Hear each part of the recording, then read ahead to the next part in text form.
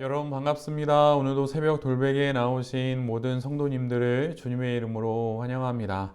주님의 은혜로 우리 모두가 또 금요일을 이렇게 살아갈 수 있게 되었는데요.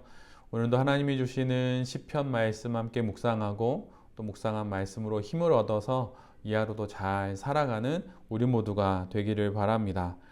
오늘 우리에게 주시는 하나님의 말씀은 시편 119편 17절로 23절까지의 말씀입니다. 주님의 종을 너그럽게 대해 주십시오. 그래야 내가 활력이 넘치게 살며 주님의 말씀을 지킬 수 있습니다. 내 눈을 열어 주십시오. 그래야 내가 주님의 법 안에 있는 놀라운 진리를 볼 것입니다. 나는 땅 위를 잠시 동안 떠도는 나그네입니다. 주님의 계명을 나에게서 감추지 마십시오. 내 영혼이 주님의 율례들을 늘 사모하다가 쇠약해졌습니다. 주님께서는 오만한 자들을 책망하십니다. 그 저주받은 자들은 주님의 계명에서 이탈하는 자들입니다. 그들이 나를 멸시하지 못하게 해 주십시오. 그들이 나를 비웃지 못하게 해 주십시오. 나는 주님의 교훈을 잘 지켰습니다. 고관들이 모여 앉아서 나를 해롭게 할 음모를 꾸밉니다. 그러나 주님의 종은 오직 주님의 율례를 묵상하겠습니다. 아멘. 오늘은 시편 119편의 말씀을 갖고 주십시오, 주십시오 이런 제목으로 함께 하나님 말씀을 나누도록 하겠습니다. 오늘 우리가 함께 보는 시편 119편은 하나님의 말씀과 또 말씀으로부터 비롯된 다양한 교훈들이 담겨져 있기에 보통은 지혜시로 분류를 합니다. 그러나 오늘 주어진 본문처럼 탄식과 탄원 그리고 슬픔의 노래인 애가의 요소도 이 시편에는 포함이 되어 있습니다. 20절에서 시인은 지금 자신이 겪는 어려움, 이 난처한 모든 상황들의 원인을 이렇게 밝히 드러내어 말해줍니다. 내 영혼이 주님의 율례들을 늘 사모하다가 쇠약해졌습니다. 이 말씀을 히브리어 원문의 순서와 또 그 의미에 가깝게 번역하면 이렇게 번역할 수 있습니다. 나는 소진되었습니다. 나의 영혼이 갈망하느라. 시인은 자신의 몸과 마음이 쇠약해질 정도로 하나님의 말씀을 갈망했고 사모했습니다. 그런데 시인이 하나님의 말씀을 사랑함으로 인하여서 여러 어려움을 맞게 된 것이지요. 그래서 시인은 자신의 이런 처지를 나그네로 표현합니다. 나그네로 살아가는 이들은 어느 곳에서든 안전할 수 없습니다.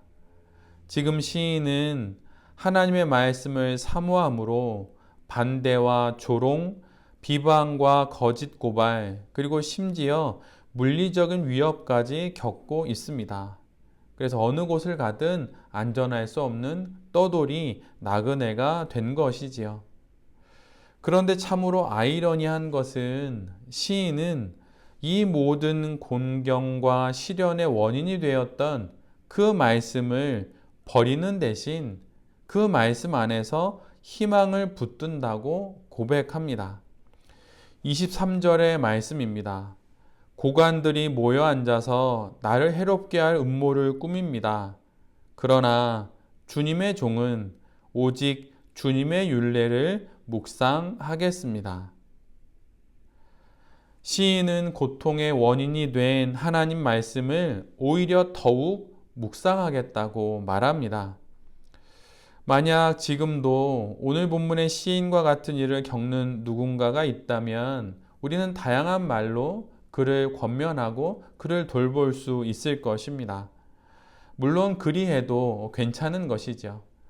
그런데 오늘 성경은 우리 모두에게 시인과 같이 말씀을 다시 묵상할 것을 권면합니다. 히브리서 4장 12절의 말씀입니다. 하나님의 말씀은 살아있고 힘이 있어서 어떤 양날 칼보다도 더 날카롭습니다. 그래서 사람 속을 꿰뚫어 혼과 영을 갈라내고 관절과 골수를 갈라놓기까지 하며 마음에 품은 생각과 의도를 밝혀냅니다. 시편 117편 20절은 이렇게 기록합니다. 그가 그의 말씀을 보내어 그들을 고치시고 위험한 지경에서 건지시는도다.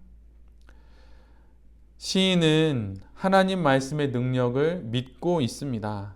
그래서 23절에서도 27절에서도 하나님의 말씀을 묵상하겠다고 이렇게 고백하는 것이지요.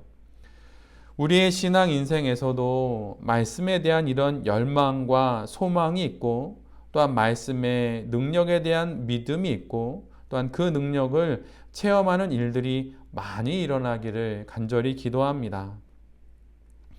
하나님의 말씀을 묵상하고 또 묵상할 때 하나님께서 그 말씀을 통해 우리 모두의 인생 안에 놀라운 변화를 일으켜 주실 것입니다. 우리를 새 창조의 인생으로 빚어 주실 것입니다. 매일의 삶 속에서 하나님 말씀의 능력을 체험하는 우리 모두가 될 수 있기를 정말 간절히 기도합니다. 오늘 주어진 매일 성경 본문 전체를 보면 우리 모두가 발견하게 되는 것이 하나 있는데 그것은 12번에 걸쳐서 주십시오라는 간청의 말이 나온다는 것입니다. 대략 몇 가지만 말씀드리면 너그럽게 대해 주십시오. 내 눈을 열어 주십시오. 나에게서 감추지 마십시오. 멸시하지 못하게 해 주십시오. 새 힘을 주십시오. 가르쳐 주십시오. 깨닫게 해 주십시오. 지켜 주십시오. 이런 내용들입니다. 온통 오늘 시편 가운데를 보면 다 달라는 내용일 뿐이지요.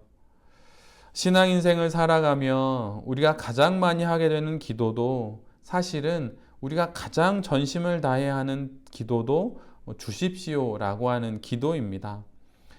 달라는 기도를 할 줄 아는 것이 건강한 신앙입니다.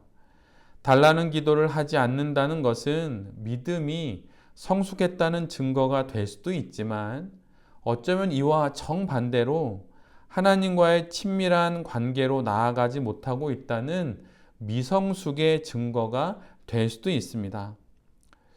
우리는 이 땅을 살아가며 많은 것들을 필요로 합니다. 가장 대표적으로는 돈이 그러한 것이죠.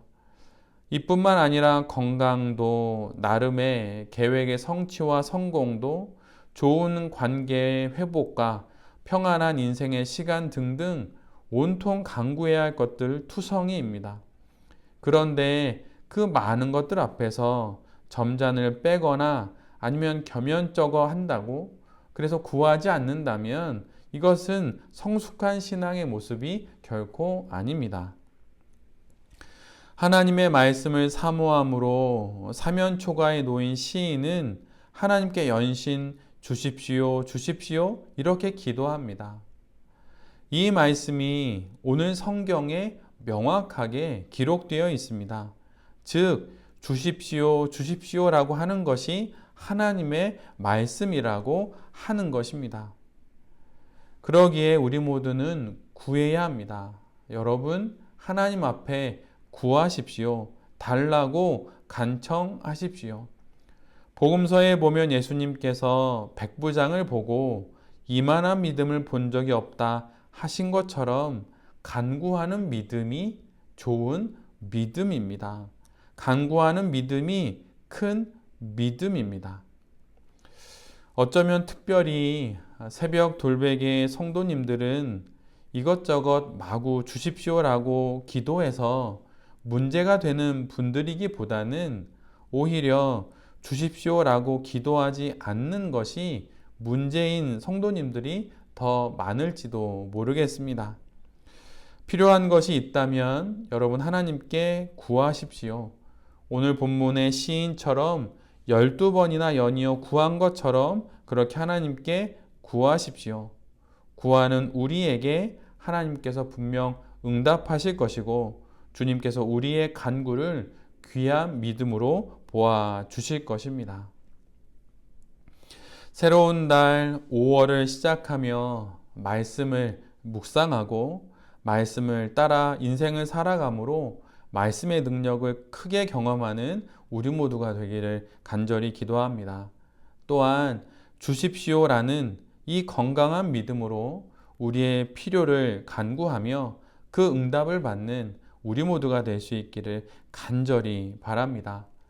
새벽 돌베개의 모든 성도님들과 또 이 말씀을 전하는 제 자신이 말씀을 깊이 묵상하고 또한 우리의 모든 필요를 하나님께 간절히 간구하는 그런 건강한 믿음의 성도들이 될 수 있기를 간절히 기도드립니다.